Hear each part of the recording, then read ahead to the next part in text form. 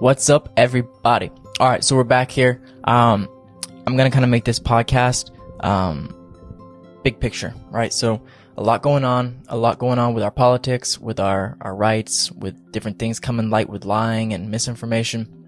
And so the one thing that really helped me understand and cultivate a new perspective during all this was understanding the bigger picture, right? The things that control the things that we see day to day that now ultimately create the emotions and the actions that we have against those. So I'm going to jump into these right away. So if you guys know what the word cabal is, you know, like a cabal, like a gathering of secrecy, a group of conspirers to you know, do good or bad against something. And so there's a big cabal group that has been known around the politic world. You know, we always talk about politicians being in bed with politicians. That's the whole cabal. And the names right now that are getting exposed with a lot of legal stuff are the Clintons, the Obamas, the Rockefellers. These are the big names. And then you have, you know, the McCabs and people like that. So these secret societies, all this stuff has been around for forever. They're all documented. So I'm going to dive into a few of them here and then kind of get you guys to understand a bigger picture and use this as a formula to kind of understand modern politics, you know, these surface politics that we see on the news each day. So bear with me. I got notes here today for sure, but I'm going to kind of just digress from the 13 families and kind of hit on the ultimate controlling factor. These royal bloodlines have been around for forever, and the 13 families that ultimately control and manipulate the world today are backed by what is known the black nobility. And the black nobility have been around since the Tower of Babylon, you know, back biblical days. And they have over years kept bloodlines rich by marrying into each other's bloodlines through cousins, through using ultimate seniority sense of passing down generation of bloodline. And so Rothschild, Rockefeller, these people also are in that group, but the black nobilities were actually around before the Rothschilds. The Rothschilds being the oldest of the European Jewish descents that are controlling the world right now. Rothschild, previously known as Bauer, B-A-U-E-R, then later switched to B-O-W-E-R. They are kind of like the beginning forces of New Age, New World Order, and the whole movement is called the Rothschild House, and everything operates outside of that, outside of the black nobility. So you have the black nobility, the Rothschild House, and everything that comes along after it. So I'm kind of just going to explain to you what the black nobility is. The black nobility is the House of Hanover in Germany. It is the House of Habsburg in Austria. It's the House of Orange in the Netherlands. It's the House of Liechtenstein in Liechtenstein, and the House of Guelph in Britain.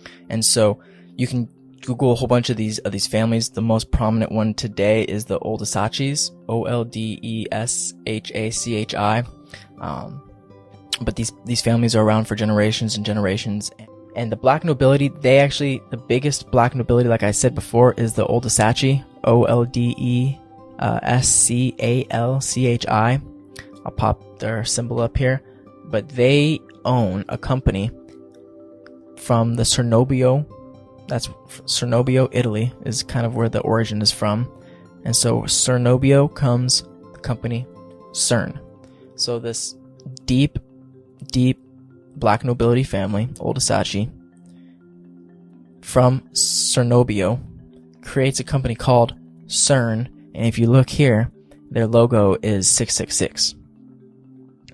I mean, all of it, it's too many ties, guys, too many ties. And the black nobility controls the whole New World Order agenda. They have the 13 families, the Council of 13 Families, in charge of overseeing the intricacies of the Committee 300, which ultimately controls everything that we see in the public view, the UN, the federal stuff, the US, the Mossad, everything.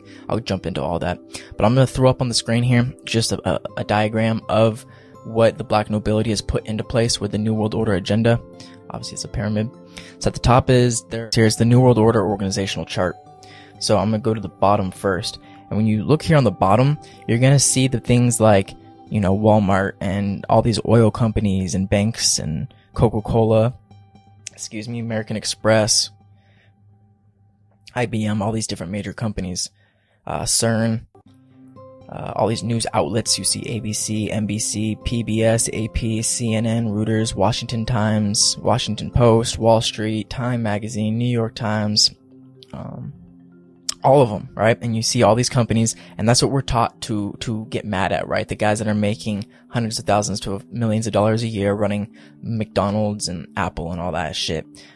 In reality, you know, these guys are just the puppets, because what's controlling those companies are different things. We have political factors. The political factors are going to be our Trilateral Commission, government leaders, the Supreme Court, how the United Nations and the Bilderbergs and Club of Rome rule on it. You've got the intelligence agencies that interfere, like the CIA, M15, Interpol, Mossad, stuff like that. The drug cartels are also self-financed through these people.